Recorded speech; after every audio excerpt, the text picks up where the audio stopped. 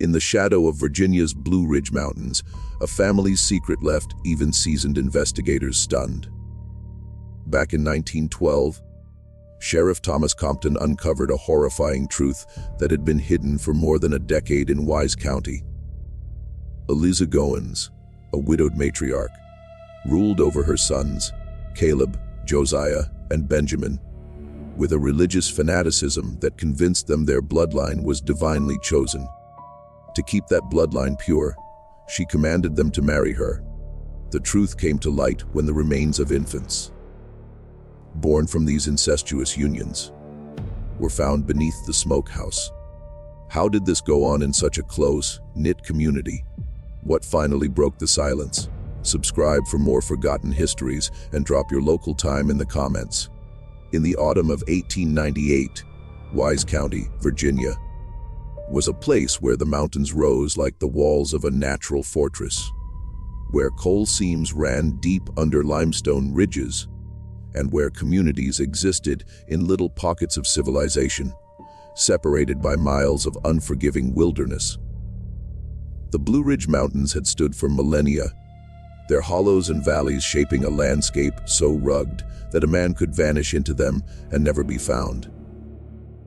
This was coal country, where fortunes were made and lost in dark tunnels beneath the earth, where men worked 12-hour shifts for wages that barely fed their families, and where the promise of mineral wealth drew prospectors and speculators from across the eastern seaboard. The county seat was a full day's journey by horse from the most remote homesteads, and in the vast stretches between settlements, the law was often whatever a man could enforce with his own two hands. It was in one of those isolated hollows, a place locals called Goins Ridge, that a family had carved out an existence far from their neighbors' eyes. The Goins family had once been known in the community, unremarkable except for their reputation as hardworking coal miners. But that changed in 1878, when Samuel Goins, the family patriarch, was killed in a mining accident that collapsed half a shaft and took 3 other men with him. His widow, Eliza, was left with 3 young sons to raise alone. For a while, people saw her in town, a stern woman in a black dress who kept her boys close and spoke little.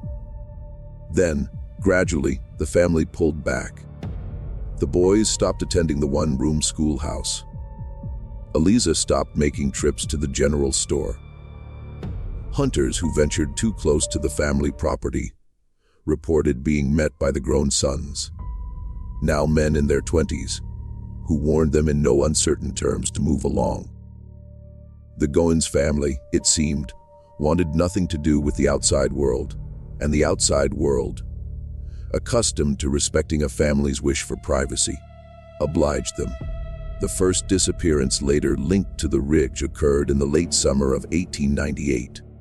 A geological surveyor named Martin Hayes had been hired by a coal company to map potential mining sites in the western part of the county. He was a methodical man, a bachelor from Richmond who wrote weekly letters to his sister. When those letters stopped and Hayes failed to return to his boarding house, his employer made inquiries.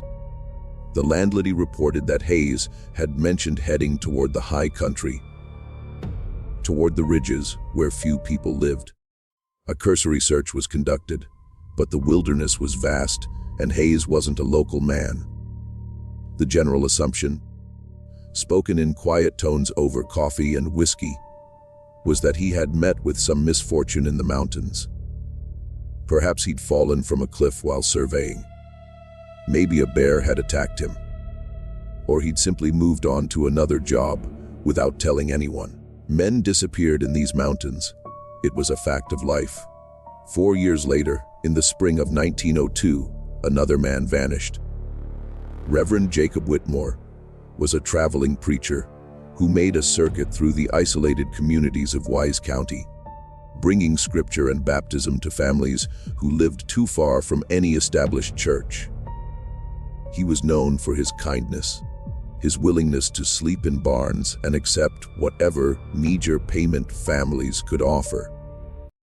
He had been seen heading up the ridge trail on a Sunday morning, his Bible tucked under his arm, telling a farmer he planned to visit some families in the high country. He never returned to the valley. His disappearance troubled people more than Hayes's had. Whitmore was a man of God, beloved by many. Search parties combed the trails but found nothing. Eventually, the consensus settled on a tragic accident. Perhaps a fall or a sudden illness had taken him in some hidden ravine where his body would never be found. By 1908, 5 men had disappeared along that same stretch of mountain road, each vanishing without a trace, each explained away by the dangers of the wilderness. And in a small office at the county seat, Sheriff Thomas Compton sat at his desk, a ledger open before him, studying the pattern he alone seemed willing to see. Sheriff Thomas Compton was 60 years old in 1908. He had worn the badge for nearly 3 decades and understood the unwritten codes that governed life in the mountains. He knew that people in Wise County settled their own disputes, trusted their neighbors more than any lawman, and that asking too many questions about another family's business was considered not just rude, but dangerous. He also knew that 5 men vanishing along the same 10-mile stretch of road over a decade was not coincidence, no matter what folk explanations were offered. But knowing something and proving it were entirely different matters. And in 1908, a rural sheriff had precious few tools at his disposal. Compton began his investigation the only way he could by talking to people. He rode out to the scattered homesteads, dotting the lower slopes of the ridge, speaking with families who had lived in the area for generations. What he encountered was a wall of silence punctuated by vague warnings. The Goins family was strange, people told him. They kept to themselves. The sons were wild, fierce men who didn't take kindly to strangers. Old Eliza was peculiar, always quoting scripture in ways that didn't sound quite right. Hunters had been threatened. A peddler had been run off the property at gunpoint. But no one had seen anything criminal. No one had witnessed a crime. The missing men had simply walked into the wilderness and never walked back out. And that could happen to anyone in country this rough. In the fall of 1908, Compton made the journey to the Goins homestead himself. The property sat at the end of a narrow trail that wound through dense forest, climbing steadily until it opened into a clearing surrounded by towering pines. The cabin was a sturdy structure built from hand-hewn logs, with a stone chimney and a few outbuildings, including a smokehouse and a small barn. As Compton approached on horseback, 3 men emerged from the cabin and stood shoulder to shoulder in the doorway. They were large men, broad across the shoulders, with long beards and eyes that watched him with unsettling intensity. Behind them, barely visible in the shadows of the cabin, stood a woman in black. Compton identified himself and explained that he was investigating the disappearances of several men last seen traveling through this area. The sons said nothing. It was the woman, Eliza Goins, who finally stepped forward into the light. She was handsome despite her years, with sharp features and a bearing that radiated authority. She spoke in a calm, measured voice, telling the sheriff they had seen no strangers, wanted no trouble, and that he was not welcome on their land. When Compton pressed further, asking to look around the property, the 3 sons moved closer together, a silent wall of muscle and menace. Eliza repeated her refusal with a slight smile that never reached her eyes. The law required a warrant for such a search, she reminded him, and without evidence of a crime, he had no cause to get one. She was right, and they both knew it. Compton left the ridge that day with nothing but a deepening conviction that evil resided in that clearing. But conviction wasn't evidence. The wilderness surrounding the Goins property stretched for miles in every direction. thousands of acres of forest, ravines and caves where a body could lie undisturbed for centuries.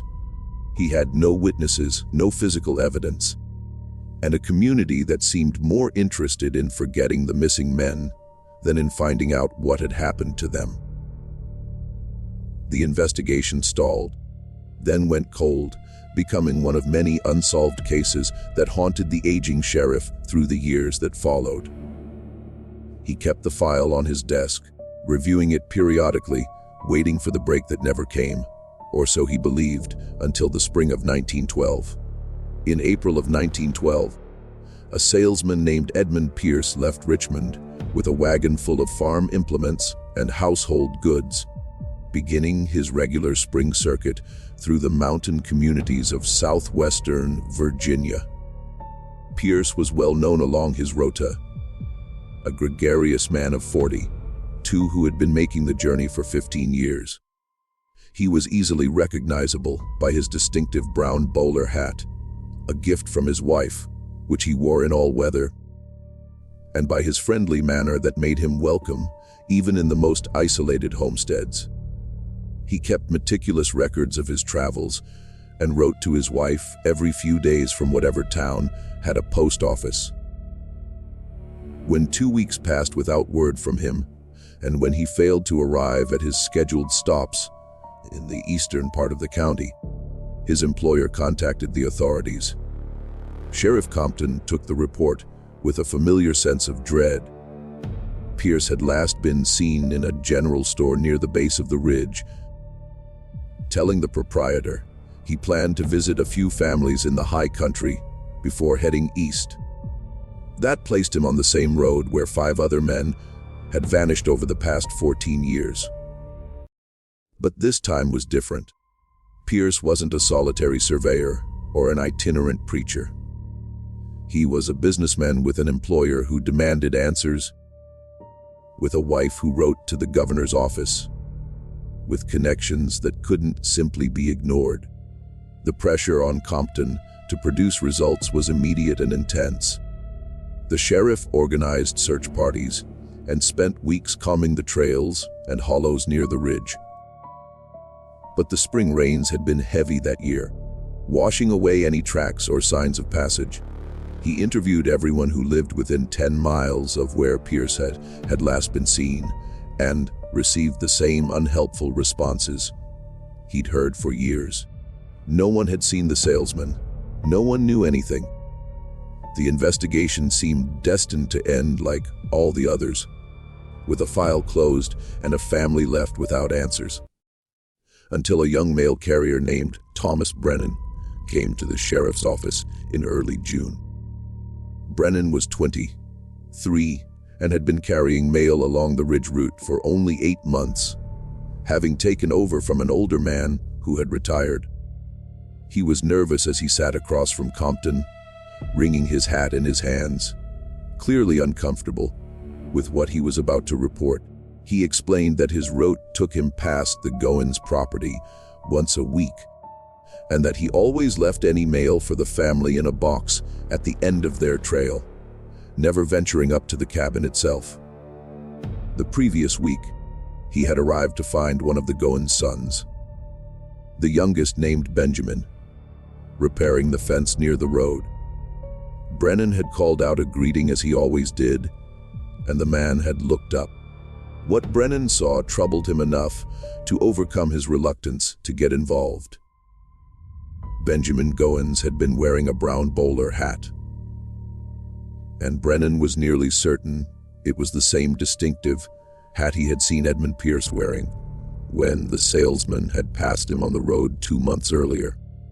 Compton questioned Brennan carefully, asking him to describe the hat in detail, to explain why he was so certain of the identification.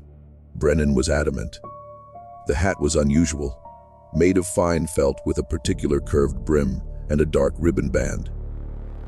He had noticed it because his own father had worn a similar style years ago. When Compton showed him a photograph of Pierce provided by the family, Brennan confirmed that this was indeed the man he had seen, and that the hat in the photograph matched the one on Benjamin Goins. For the first time, in 14 years of frustration and dead ends, Sheriff Thomas Compton had concrete evidence connecting the Goins family to a missing person. It wasn't much, but it was enough. He began assembling a group of deputies he trusted, men who would not speak of their plans before the time came to act. The journey to the ridge would be made at dawn, and this time he would not be turned away. On the morning of June 15, 1912, Sheriff Thomas Compton and 5 armed deputies rode up the narrow trail to the Goins homestead. As the sun broke over the ridge, they arrived to find the 3 brothers already outside, alerted by the sound of horses, standing in a defensive formation in front of the cabin door. Compton announced that he had cause to search the property in connection with the disappearance of Edmund Pierce, and that he would conduct that search with or without their cooperation. The brothers did not move, did not speak, their eyes fixed on the lawman with an intensity that bordered on feral. Then the cabin door opened, and Eliza Goins stepped out into the morning light.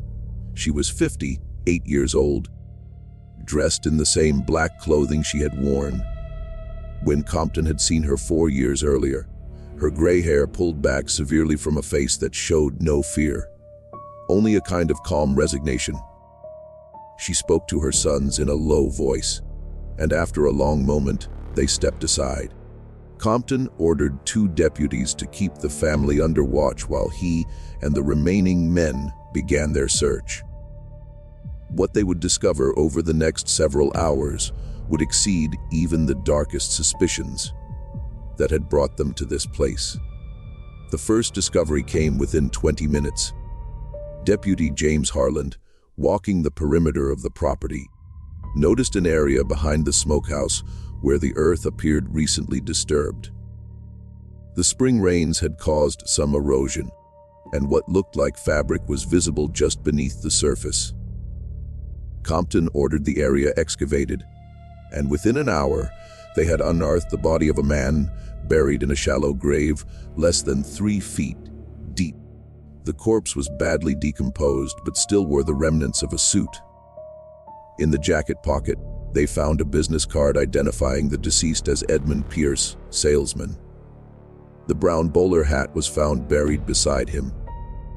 Inside the cabin, the search revealed a dwelling that was surprisingly well maintained but sparse. Few personal possessions, and an atmosphere of rigid order. In Eliza's room, hidden beneath a loose floorboard, Deputy Harland discovered a small wooden chest secured with a padlock. When forced open, the chest proved to contain items that clearly did not belong to the Goins family. There was a silver pocket watch engraved with initials matching those of Martin Hayes, the surveyor who had disappeared in 1898. There was a pair of wire-rimmed spectacles in a case bearing the name of a Richmond optometrist. There was a woman's locket containing a photograph, though no woman had been reported missing. There were 4 different wallets, their papers and money long since removed, but their leather still bearing the impressions of their former owners' names. But the most damning evidence was discovered when Deputy Samuel Croft, searching the smokehouse, where meat had once been cured and stored, noticed that several of the floorboards sounded hollow when stepped upon. When those boards were pried up, the deputies found themselves staring into a shallow space beneath the floor, and there, wrapped in rotting cloth, were the skeletal remains of 2 infants. The bones were small and fragile, the skulls no larger than apples. Even hardened lawmen, accustomed to death in its many forms, found themselves unable to speak as they carefully lifted the tiny remains into the light. Compton emerged from the smokehouse and walked slowly to where Eliza Goins sat on a wooden bench, her sons now in irons, their faces blank with shock. He told her what they had found and asked her to explain how the bodies of 2 babies came to be buried beneath her smokehouse floor. her response would chill him for the rest of his life. She looked up at him with eyes that held no remorse, no fear, only a strange serenity. And she said that those children were blessed, that they were the purest souls ever born, and that everything she had done had been in service to God's true plan for her family. In the days following the arrests, Eliza Goins sat in a cell in the Wise County Jail and spoke freely to Sheriff Compton, not as a defendant seeking mercy, but as a prophet explaining divine truth to those too blind to understand it. She told him that after her husband's death, she had received a vision while reading the book of Genesis, a revelation that the Old Testament's prohibitions against incest had been misinterpreted by corrupt scholars who sought to dilute the pure bloodlines chosen by God. She believed that her family carried a sacred lineage that must be preserved untainted by the blood of outsiders, and that it was her duty as matriarch to ensure this preservation. She had convinced her sons, isolated and entirely dependent on her since childhood, that they must marry their own mother to keep the family pure, and they had obeyed without question. The travelers who had disappeared, she explained with disturbing calm, had been necessary sacrifices. Each man who had stumbled upon their property or shown too much curiosity about their isolated way of life had represented a threat to their sacred purpose. The murders were not acts of evil in her mind, but acts of protection sanctioned by a higher law than any earthly court could comprehend. She detailed each killing with the detachment of someone recounting ordinary household tasks, describing how her sons had lured the men with offers of shelter or work, how they had struck them down, and how they had disposed of the bodies in the wilderness. As for the infants found beneath the smokehouse, she spoke of them with a reverence that made Compton's blood run cold. These children, born of the unions between herself and her sons, had been the holiest of all creations, but their small bodies had not survived. She had buried them with prayers and ceremony, believing their souls had ascended directly to heaven as the purest offerings imaginable. The trial began in August of 1912 and became a sensation, drawing reporters from as far as Richmond and Washington. The courthouse was packed each day with spectators who came to glimpse the woman and her sons who had perpetrated acts so unthinkable that many could barely bring themselves to speak the details aloud. Caleb and Josiah Goins sat silent throughout the proceedings, their devotion to their mother unshaken, even as the evidence of their crimes mounted. They refused to testify in their own defense, refused to implicate Eliza, and showed no emotion as witness after witness detailed the horrors uncovered on their property. Benjamin, the youngest, had fallen ill shortly after his arrest, his lungs ravaged by tuberculosis, and he died in his cell before the trial concluded, still maintaining his mother's innocence with his final breaths. The prosecution presented the physical evidence methodically. The body of Edmund Pierce with his skull fractured from a blow to the back of the head, the personal effects of at least 4 other victims found in the locked chest, the infant remains that medical examiners confirmed had been born alive and had died within days of birth. But the most powerful evidence came from Eliza herself, whose confession was read in its entirety to a courtroom that sat in stunned silence. Her words revealed a mind so twisted by isolation and delusion that she had constructed an entire theology to justify the unjustifiable, and had wielded that theology with such absolute authority that she had bent 3 grown men entirely to her will. The jury deliberated for less than 3 hours. Caleb and Josiah Goins were convicted of 7 counts of murder and sentenced to hang. Eliza Goins was found guilty on all counts, but the judge, after hearing testimony from doctors who had examined her, declared her criminally insane and ordered her committed to the Southwestern State Hospital in Marion, Virginia, where she would remain for the rest of her natural life.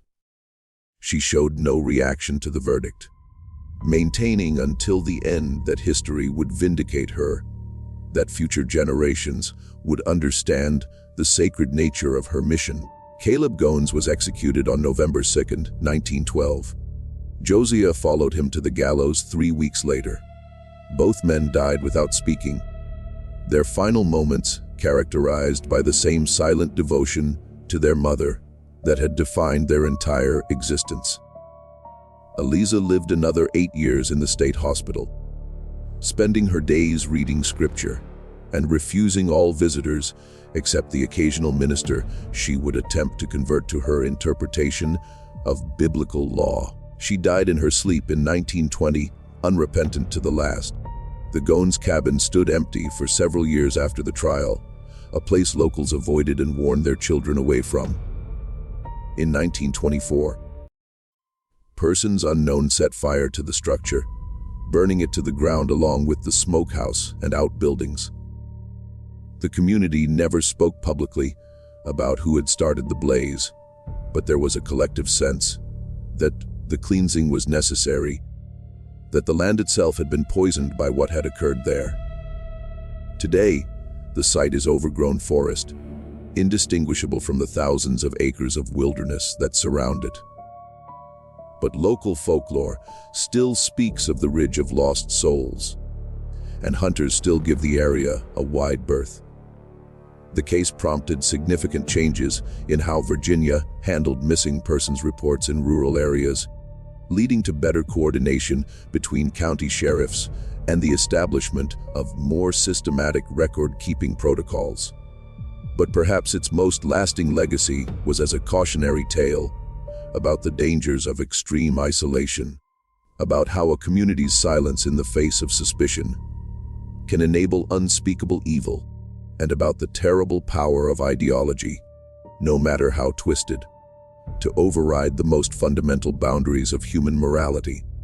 The victims, whose names are now recorded in county records, and whose remains were finally given proper burial, serve as a permanent reminder that vigilance and the courage to speak uncomfortable truths are the price we pay for a civilized society, and that the cost of looking away can be measured in lives lost and innocence destroyed in the dark hollows where law and conscience failed to reach.